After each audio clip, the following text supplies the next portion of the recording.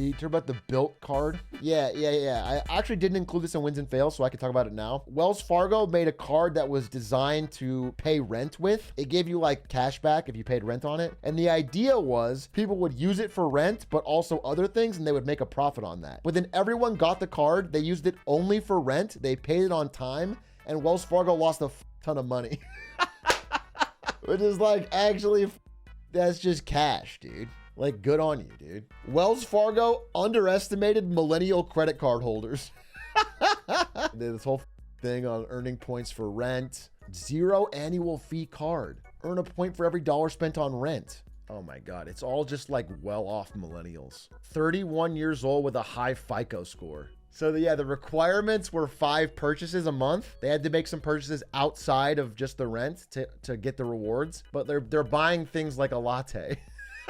You know, they would just do 5 tiny ass purchases, pay them off at the end of the month, gas or a latte or whatever, and then bam. Then all of a sudden they're getting these big point rewards on their rent. Wow, big win for millennials. They were losing up to $10 million a month to sustain the Bilt program. These companies make their money when you carry over the amount you're paying. So like when you have an unpaid balance and they can start adding fees. That's the dream. They want you to make purchases you can't pay for that month. Understand that applies to BNPL, that applies to credit cards, that applies to everything. Their goal is to get you trapped in the cycle, for you to buy things you can't afford to immediately pay off. But unfortunately, this card attracts people that didn't do that. 5 avocado toasts and rent, that's all I'm spending on anyway. My millennial king. Yeah, what I do is I pay for rent. I rebuy the Harry Potter series every month just so I can get a fresh copy, do a fresh read. I buy avocado toast. I buy fresh treats from my doggo. I buy Taylor Swift's latest release of the same album. This time with a vinyl super edition and a new signed card. Then I buy a Frappuccino. It's like I have 5K on BNPL and collections. They don't report to a credit agency and I have nothing they can repossess. How can they make me repay it? Okay, this is not financial advice. My understanding is that if they don't get their money back long enough time, they will sell your debt to a collections agency, and that agency will report you to a credit agency. So it'll really impact your credit and make it hard to get loans in the future. However, I have not seen confirmation that they do that. They're not gonna break your kneecaps. They're not gonna repossess anything. The people they sell it to might. But BNPL is not going to do anything. They're trying to steal from investors, not you. I gotta be honest with you. If you're serious, this is a scary spot to be in, right? 5K and BNPL. This is like everything I'm talking about. Not to harp on it, but I do mention this a lot. Like spending 5K on BNPL is like not great. But I understand also that people just have bills. Like shit is expensive. I get it. But sometimes you just buy some other shit that you probably didn't need to do. Bro bought now and isn't paying later. Genius.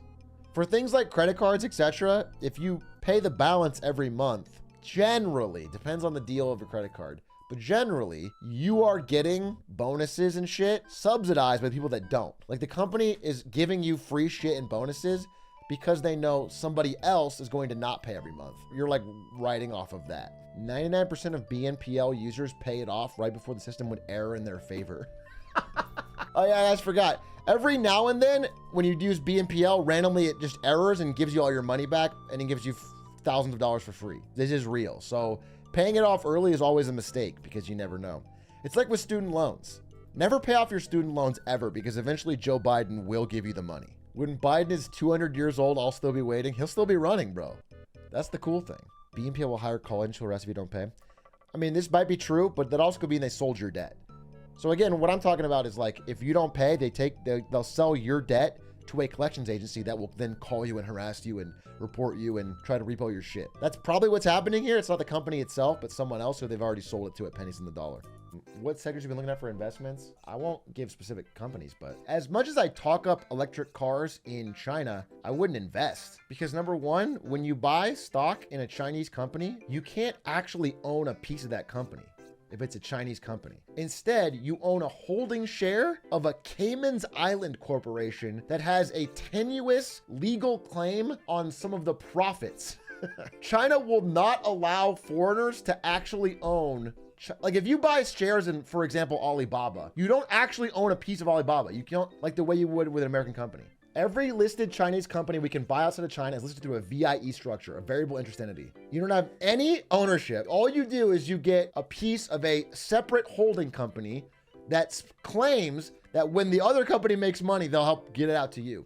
Do you have a source in this Chinese stock thing? Just look it up, man. VIE Chinese stock. From an investing POV, it's actually very risky, especially if there's any, I don't know, geopolitical tension. It's just not a good thing to hold. And so that's scary alone. And then secondly, with Chinese EV companies, the level of competition there is so high that it's hard for them to make sustainable profit. Like, they're subsidized, and so they make excellent cars at excellent prices. I've talked about this all the time. I have to like force feed idiots the true fact that, you know, the Xiaomi SU7 is like the best EV. It just is. You just can't, it's just, there's no comparison. But there doesn't mean they're making mad profits on it.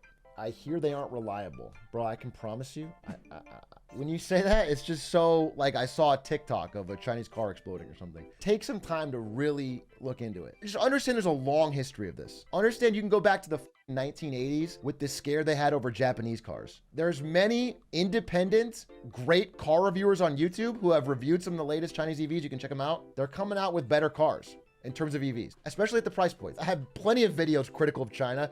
I have a video talking about how happy I am that the, you know, pro-independence Taiwan leaders elected. Okay, I'm not on Xi Jinping's payroll here, bro. But it still doesn't mean they're good to invest in. Warren Buffett owns a bunch of BYD, which is the biggest Chinese EV maker. He owns a bunch of shares. Like, Warren Buffett bought in at the absolute low, and then after BYD passed Tesla in total EV sales, and is at their peak right now, I guess, he's selling, because it turns out it's not that great of a business to sell high quality cars at really low costs in a very competitive market.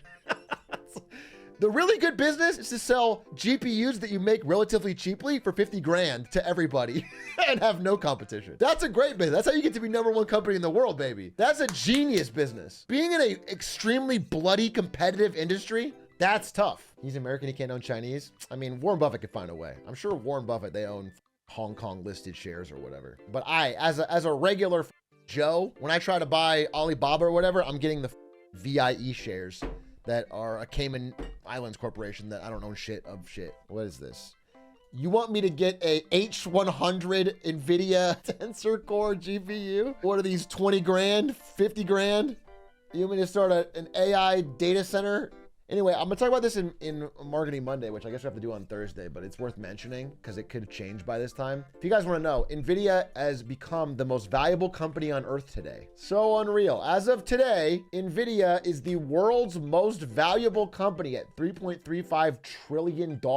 Past Microsoft, past Apple. That's unreal. That's the most, I mean, just for their revenue, for their earnings. It's just not, that's a crazy valuation. At this market cap, they are also one of the most valuable companies in human history. I believe Apple and Microsoft have briefly been higher than this number, but this might be the third most valuable a company has ever been in human history. Dutch East India Company, I mean, once you go that far back, it's hard to actually compare. But since it's ever been tracked, even adjusted for inflation, this is it. What is a conservatively valued company? So you can look at companies based on their PE ratio, right? So this is their price to earnings. A low but positive ratio is for a company that has high earnings compared to its valuation. It might be undervalued, right? So again, these are gonna be some outliers, but like a low PE ratio is a company that might be undervalued. There's a very high PE ratio for Nvidia. I think it's like 43 right now. Their margins are stupid. Nvidia's margins are amazing. There's obviously some threats to Nvidia's dominance, but that's not why I think it's overvalued. I actually think they have a pretty sustainable moat and they've got a great business model. I just think it's like a mania. People have piled in at any price.